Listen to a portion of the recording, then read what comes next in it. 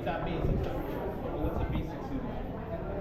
You know, alkaline. Yeah. But alkaline, but it's a passive solution. It's a passive solution, right? But there's, like if I say this is a solution, right? It's this and that, even though it's basic, right? Basic is a chemical term, and it's basic. Right, but yes, for the regular buyer. Okay, so it's a passive solution that reacts with any. It's a passive solution, right? Like sodium hydroxide. Okay. But it's a mixture of different alkaline. Yeah, that's much more. Right, so it's a different alkaline. When you say basic, Okay, sorry. It's basic in chemistry. right? Because the buyers, you know, soccer mom is not going to say. You're right. So it's a passive solution that reacts with acidic gas. Yeah. And that neutralizes neutrons. So the passive solution reacts with the acidic gas and it creates a neutralization reaction that dissolves the gas into the solution. What's the market aiming for? So we're starting off with motor vehicles because motor vehicles account No, the market. I know it's a motor vehicle, but the market, Caribbean, internationally. So we're filing patents in the US, Europe, UK, Canada. If every vehicle I can remove 57% Of the carbon dioxide coming out of that vehicle. let's say I have 5 million vehicles. Yeah. What's my carbon footprint?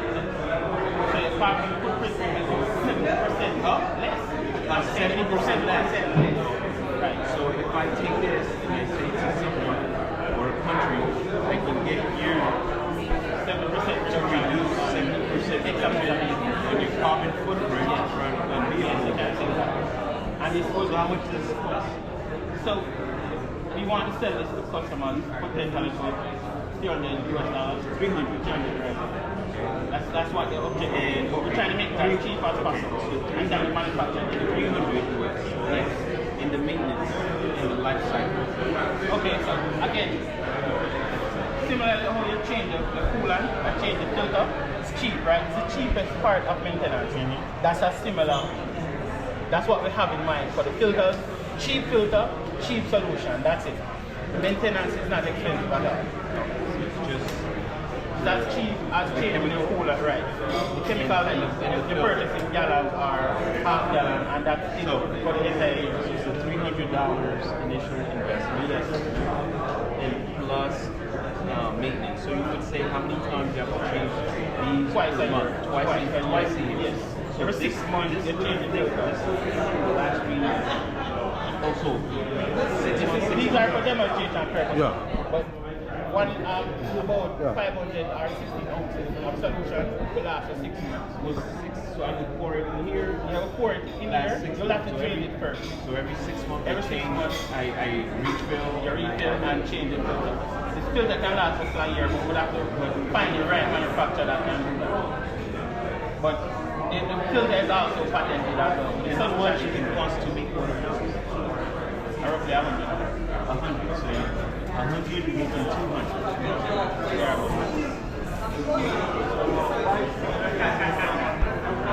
Why should you care about the carbon? So And if you take into consideration the attachment to different yes, vehicles, there's a.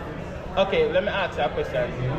What do you think is common? because some vehicles are curved, all right? Right.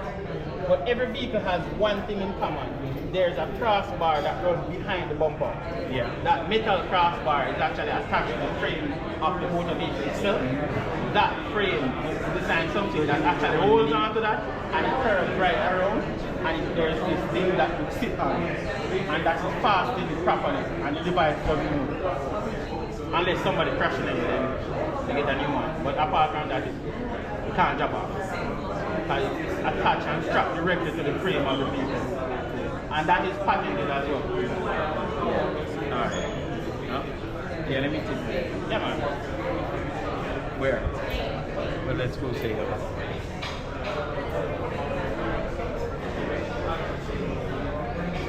Ah, no. If you put the hand on it, you feel it. Put the hand on there. It's on right now, I mix it. No, not there. I'm just telling you it's mixing right now. So there's a mixer that runs down the length of this inside of a closed chamber. And it allows the exhaust to come and basically mix with the gas inside of the chamber. And the it doesn't exit right away. It slowly moves through the chamber, and then by the time it exits, up to 70% of the carbon dioxide has been absorbed into the solution.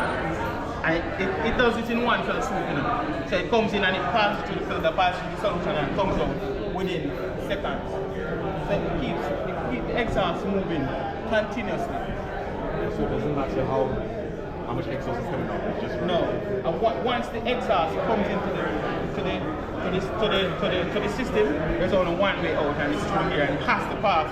It's a force absorption process. And it doesn't affect the performance of the vehicle? None at all. This actually doesn't touch the tailpipe at all. It sits in front of it, hover right for it. So you still have some leakage. There's this clip that holds onto this and it kind of stretches across and holds onto that as well, but it doesn't touch it. So if you turn off the device, that gap, the exhaust flow through the gap. But because the exhaust has a pressure, it bridges that gap, flow directly into the device, just to say we don't need it to touch it. So it doesn't affect the vehicle whatsoever. It's because of that pressure. Yeah, that was an issue that came up in 2022, and we said, okay, we can design it, doesn't need to touch it. We design it. You're restricting something. It will restrict it. It will restrict it. So this is the world's first vehicle tailpipe exhaustion system designed to remove CO2. The only device of its kind in the world that removes CO2 directly from exhaust, vehicle exhaust. All that in like that. No man, this is not a part of it. This is a simulation. This is the device. Only this. So yeah, it's solar powered and it's powered by your car charge. 12 volt. So once your car is off, it's off. However, there's a solar battery in it, so it will work just to save if your car is off. So once it allows, it's on right now. Once exhaust flows inside of the system, it passes through a series of filters, and then it passes through what we call an absorption chamber that forces the gas to react with a solution, and that solution is an alkali solution that reacts with the acidic gas, and it neutralizes the gas. And by the time it flows out, 70% of the carbon dioxide has been released. So what flows out there? What's the chemical? The exhaust. The exhaust flows out.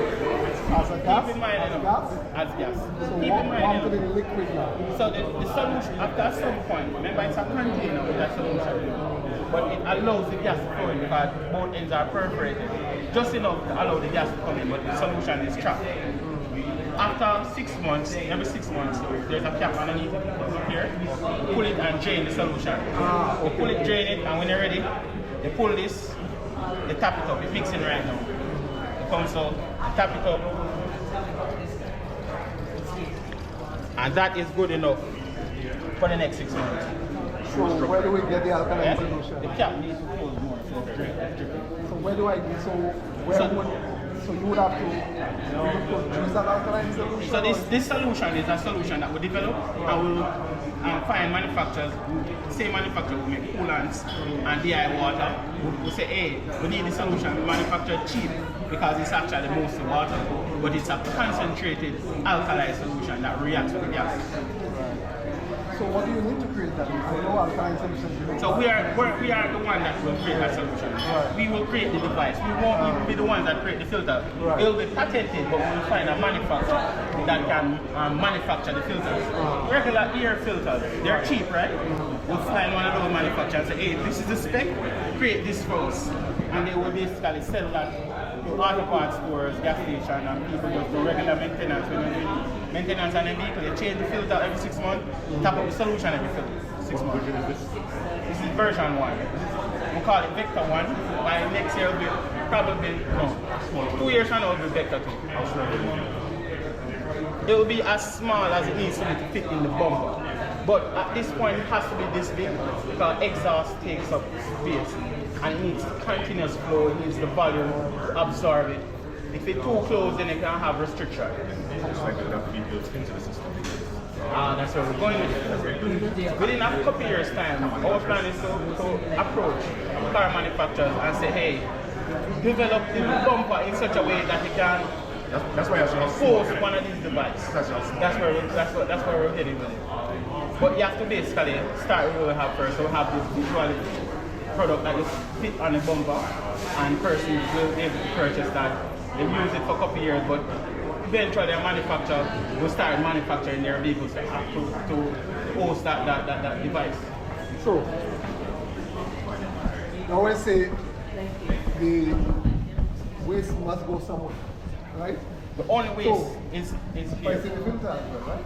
The soap. So, So it's what disposal of the further away. filter and those type of things. Yeah, And it's soap, you know. environmental fund service. They just throw it away. Yeah, but you throw it away, but you have. It's not going in the atmosphere.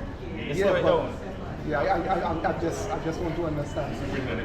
Yeah, so you need to dispose of that filter. Yeah. Is there an You need to dispose. environmentally friendly way of doing it? That's the next lesson for the business you need to consider. Yes, I mean, what we came up with is to have biofilters. Oh, Right, so what we designed, I never want to necessarily say this, but it's the biofilter.